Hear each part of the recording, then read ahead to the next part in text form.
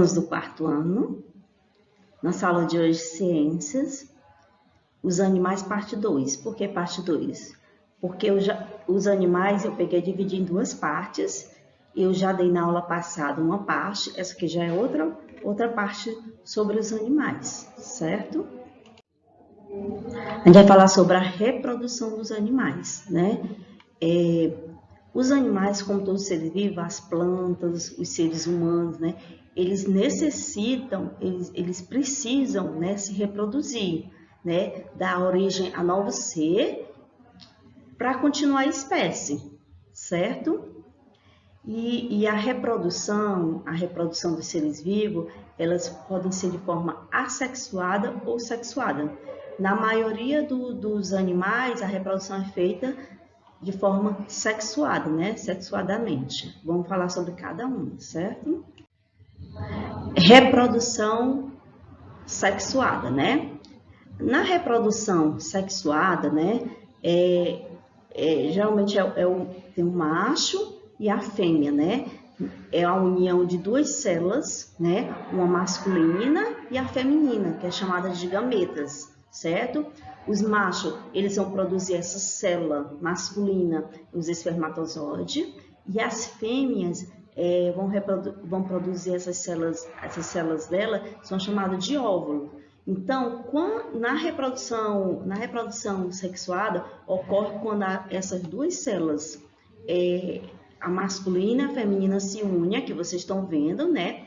Esse aqui que tem uma caudazinha é a masculina, que é o espermatozoide, e esse aqui, né, que é parece uma bola, né? Uma bola de água, ela chama o óvulo, né? O espermatozoide, ele que vai ao encontro do óvulo, certo? Ele que se move, ele tem essa caudazinha, ele vai se mover, e o óvulo se mantém fixo lá, esperando ser fecundado, certo? Essa união que a gente chama do macho e a fêmea, que é chamada de acasalamento ou cópula, né? Dada em cada espécie animal, com a finalidade de possibilitar a união dos gametas, né? E gerar um novo ser, que aqui está ocorrendo a fecundação, certo? O acasalamento existe para que ocorra a fecundação, né? Certo? Quando a união do macho e da fêmea, né? Para que possam unir essas duas células aqui, o espermatozoide e os óvulos.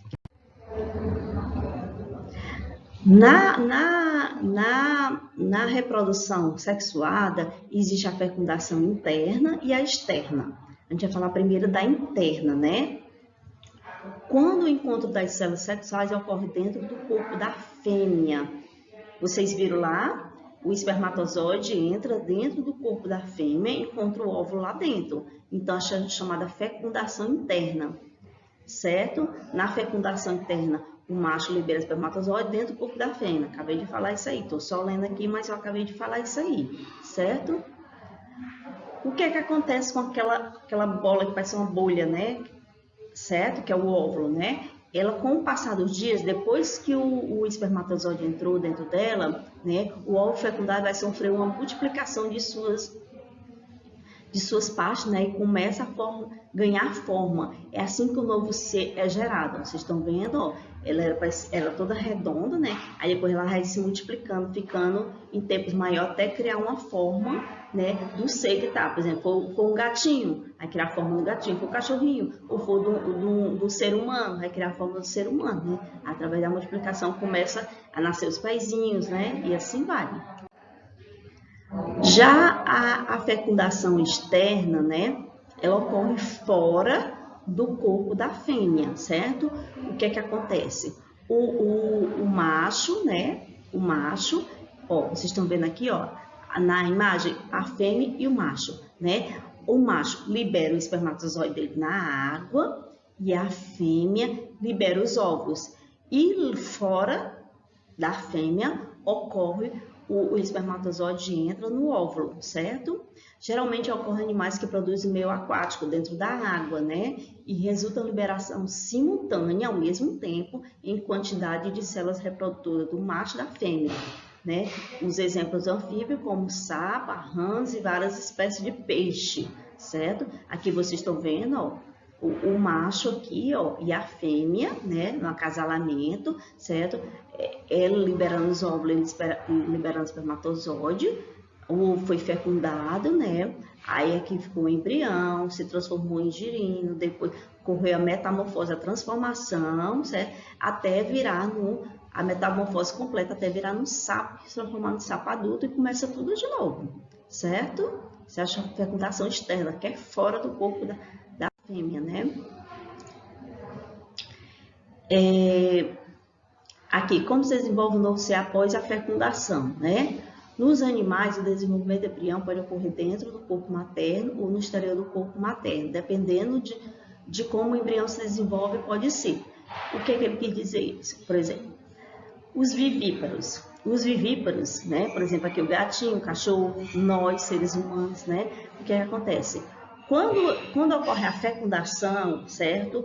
Vai gerar novo ser, então ele se gera dentro do corpo da mãe, né? Dentro do corpo materno, certo? O gatinho, ele fica lá dentro até nascer, certo? Ele se desenvolve lá dentro do corpo da mãe dele, né?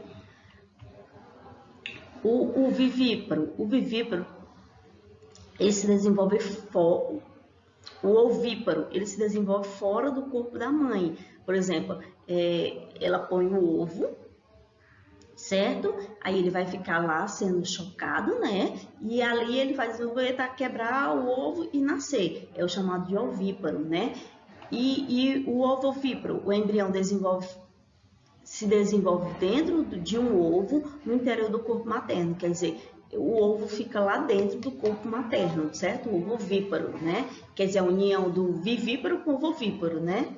Certo? É a união dos dois. É um ovo, o ovo ovíparo, e mais se desenvolve dentro da barriga da mãe, né? A barriga materna. Aqui são tipos de gestação, né?